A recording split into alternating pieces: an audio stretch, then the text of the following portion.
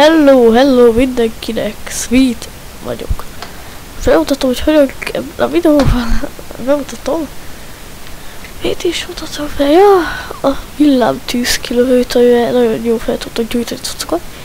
Első szükségünk lesz tárgy megépítésére a redstone, egy gyelismétő és egy redstone fákja. És szükséges az adagoló, az a nem is tudom már, hogy hívják, hogy jó sok tűzgolyóra.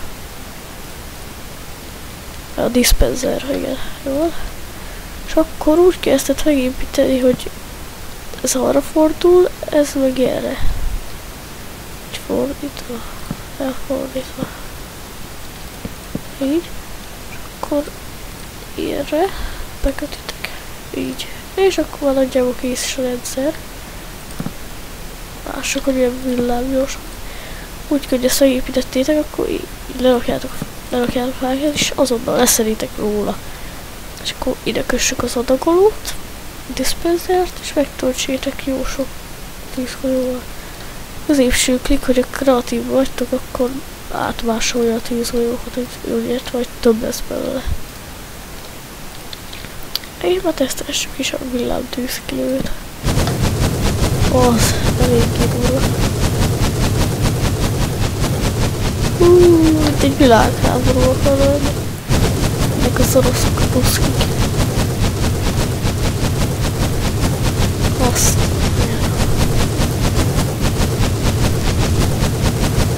Előtte törőjünk ki néhány blokkot, hogy ebben ne legyen baj, hogy ide beizél.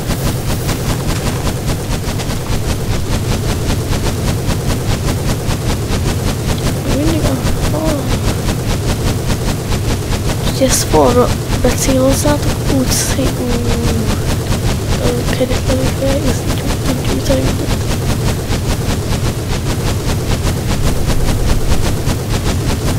Én úgy szoktam hívni, hogy tűzágyú. Lássuk, hogy akkor láttam egy ilyet, hogy meg kell ezt építeni. Most hittem el.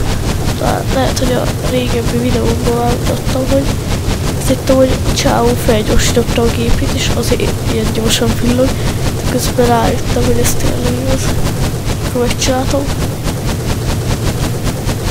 Akkor legyorsítani ezt a falat. És leállítom egy kicsit.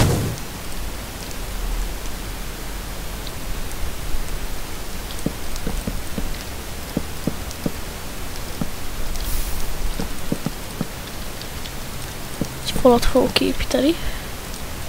Már építek is. Ezt kell majd szétágyúznia. Nem, hát jó.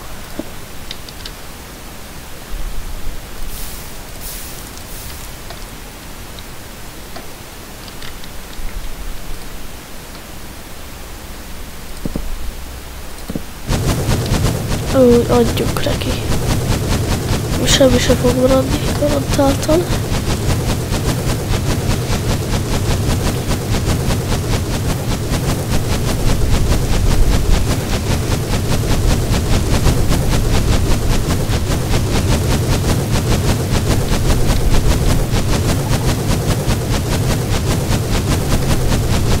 Ráhúztok egyet, akkor már le fog állni az egész rendszer.